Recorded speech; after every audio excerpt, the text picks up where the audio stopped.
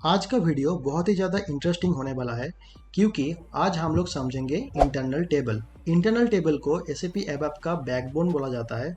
90% time ABAP का code लिखने के टाइम में हम लोग इंटरनल टेबल यूज़ करते हैं। सो इंटरनल टेबल का कंसेप्ट समझना बहुत ही ज़्यादा इम्पॉर्टेंट है। इसलिए मैंने इंटरनल टेबल का एक पूरा कंसेप्ट को 3 वीडियो में डिवाइड किया है। First, basic about internal table.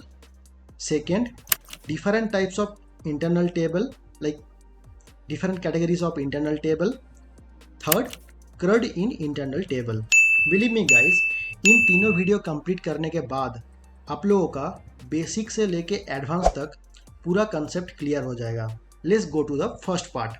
What is the internal table and why internal table समझने से पहले समझते हैं SAP का R3 आर्किटेक्चर। R3 आर्किटेक्चर मतलब 3 लेयर्स ऑफ आर्किटेक्चर, जहाँ पर बिलो में रहता है database layer, next application layer, then presentation layer. Database layer मतलब जितना भी स्टैंडर्ड टेबल है एंड हम लोग जितना भी कस्टम टेबल क्रिएट करते हैं AC11 में, वो सब यहाँ पर स्टोर रहता है। डेटा सब इस डेटाबेस लेयर में स्टोर रहता है। एप्लीकेशन लेयर मतलब हम लोग का AC38, AC37, AC80, जहाँ पर हम लोग रिपोर्ट लिखते हैं, प्रोग्रामिंग करते हैं, वो सब हो गया application layer. Next, program execute करने के बाद जो वहाँ पर आउटपुट आता है, list processing screen and LV output, module pool का ट्रांजैक्शन एग्जीक्यूट करने के बाद का जो स्क्रीन यहाँ पर डिस्प्ले होता है, वो सब हो गया एंड यूज़र के लिए। एंड यूज़र वहाँ पर डेटा इनपुट करता है, डेटा भरता है, उसके बाद डेटा प्रिंट करता है, वो हो गया प्रेजेंटेशन लेयर। अब डेटा को प्रेजेंटेशन लेयर में शो करने के लिए पहले DB लेयर से उठा के एप्लीकेशन लेयर में लेके आना पड़ेगा। बट एप्लीकेशन लेयर में डेटा को टेम्पोररी स्टोर करने के लिए एक कंटेनर का ज़रूरत होगा, वही है इंटरनल टेबल। यही है SAP का R3 आर्किटेक्चर। इंटरनल टेबल यहाँ पर नाम में ही है टेबल। सो टेबल बोलने के टाइम में हम लोग के दिमाग में बहुत सारा चीज़ आता है। टेबल का एक स्ट्रक्चर होगा, वहाँ पर कुछ फील्ड होगा, टेबल का कुछ फील्ड होगा, एंड टेबल का कुछ की फील्ड भी रह सकता है या नहीं भी रह सकता है। डेटा वहाँ पर डुप्लीकेट एंट्री भी हो सकता है एंड डुप्लीकेट एंट्री नहीं भी हो सकता है। एंड टेबल के अंदर जो डेटा स्टोर होगा वो कुछ एक सीक्वेंस में वहाँ पर स्टोर होगा, मतलब शॉर्टेड ऑर्डर में स्टोर हो सकता है और नहीं भी स्टोर हो सकता है। इस हिसाब से इंटरनल टेबल को 3 सेगमेंट में डिवाइड करा जा सकता है। फर्स्ट पार्ट है लाइन टाइप और रो टाइप, नेक्स्ट टेबल की, नेक्स्ट टेबल कैटेगरी और टेबल एक्सेस मेथड। इसको समझने के लिए पहले मैंने एक स्ट्रक्चर डिक्लेयर किया जहाँ पर 2 फील्ड है, field A and field B। Type है int 1 एंड char 10। अब मैं एक इंटरनल टेबल क्रिएट करता हूँ इस स्ट्रक्चर के ऊपर डिपेंड करके। सो फर्स्ट सिंटेक्स क्या है इंटरनल टेबल डिक्लेयर करने के लिए, itab type table of TY tab 1। सो यहाँ पर टेबल ऑफ के बाद जो भी रहेगा वो हो जाता है लाइन टाइप। ये हो गया इंटरनल टेबल डिक्लेयर करने का बेसिक लाइन। जहाँ पर भी आप लोग देखेंगे टेबल ऑफ लिखा है, टेबल ऑफ लिखा है मतलब समझ लीजिए वो एक इंटरनल टेबल है। यहाँ पे TY tab 1 ये हो गया एक लाइन टाइप, मतलब ये यहाँ पर क्या है, एक स्ट्रक्चर है, स्ट्रक्चर के अंदर फील्ड है। सो ये वाला इंटरनल टेबल के अंदर भी ये वाला सब फील्ड होगा, फील्ड 1 एंड फील्ड B वहाँ पर होगा। Let me show you break point.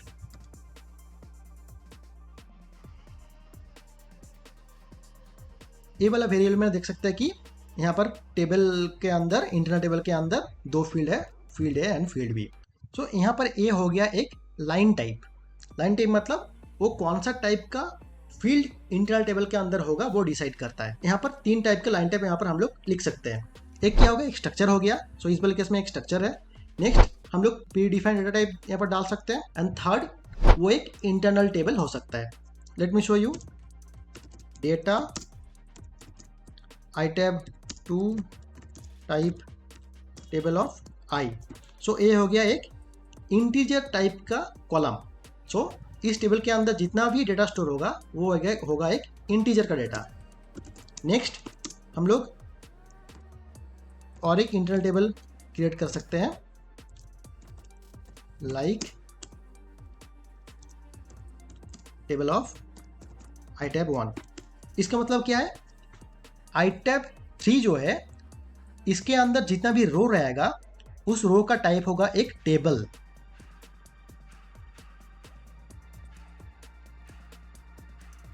सो यहाँ पर एक क्या है, टेबल लाइन का क्या है, एक इंटरनल टेबल। सो जितना भी यहाँ पर अगर इंटरनल टेबल आई टैब 3 के अंदर का डेटा भरने के टाइम में हम लोग का हर एक रो में उसका टाइप होना चाहिए एक इंटरनल टेबल। नेक्स्ट पॉइंट है टेबल की। टेबल की मतलब हम लोग जब भी इंटरनल टेबल के अंदर डेटा भरते हैं उस time ABAP run time environment always एक की वहाँ पर डालता है, वो होता है प्राइमरी टेबल की। यहाँ पर हम लोग एक्सटर्नली भी की मेंशन कर सकते हैं इंटरनल टेबल डिक्लेयर करने के टाइम में, वो हो जाता है सेकेंडरी टेबल की। Late me show you. यहाँ पर सिंटैक्स के अंदर क्या किया है, कुछ की मेंशन नहीं है। अब मैं क्या करता हूँ, यहाँ पर विथ के बाद यहाँ पर क्या आता है, यूनिक की एंड नॉन यूनिक की। हम लोग जो भी की यहाँ पर डिक्लेयर कर सकते हैं इंटरनल टेबल क्रिएट करने के टाइम में वो हो सकता है यूनिक की और नॉन यूनिक की। यूनिक की मतलब इंटरनल टेबल में सिर्फ एक ही एंट्री वहाँ पर आ सकता है, सिर्फ उस वाले की के लिए सिर्फ एक ही एंट्री यहाँ पर आ सकता है, मतलब डुप्लीकेट रहने का चांस नहीं है। और नॉन यूनिक की मतलब वहाँ पर डुप्लीकेट रह सकता है। नेक्स्ट हो गया टेबल कैटेगरी। टेबल कैटेगरी मतलब टेबल के अंदर डेटा कैसे स्टोर होगा वो डिसाइड करता है। इसको टेबल एक्सेस मेथड भी बोला जाता है। इस हिसाब से इंटरनल टेबल को दो कैटेगरी में डिवाइड किया जाता है, एक है इंडेक्स और एक है नॉन इंडेक्स। इंडेक्स के अंदर दो, standard internal table and sorted internal table. And non index के अंदर hash internal table. Let's go to the screen again. By default internal table होता है standard internal table. Let me show you. So data iTab 2 type standard table of TY tab 1। और एक क्या हो सकता है, और एक हो सकता है sorted table iTab 3 type sorted table of TY tab 1। But sorted table के टाइम में हम लोगों को की मेंशन करना होता है विथ नॉन यूनिक की। कुछ भी है की फील्ड का नाम यहाँ पर मेंशन करना पड़ता है। Without mentioning key field we can not create sorted internal table. And one more table is hash internal table. Hash internal table में type hash internal table of TY tab 1 with unique key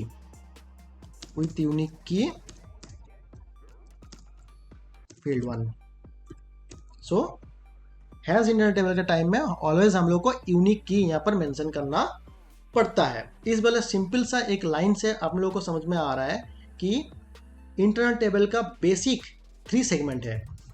एक है line type और रो type. Next है table category, मतलब sorted table है, standard table है या hash table है।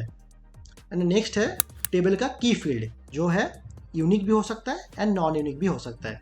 यूनिक मतलब वहाँ पर इंटरनल टेबल में एंट्री हमेशा यूनिक रहेगा, डुप्लीकेट एंट्री रहने का चांस नहीं रहेगा। एंड नॉन यूनिक की मतलब वहाँ पर डुप्लीकेट एंट्री रह सकता है। आई होप बेसिक सा जो इंटरनल टेबल का सिंटैक्स है वो आप लोग को समझ में आ गया। हम लोग चलते हैं नेक्स्ट वीडियो में, जहां पर इन तीनों टाइप का इंटरनल टेबल को इन डेप्थ समझेंगे। Let's go to the next video.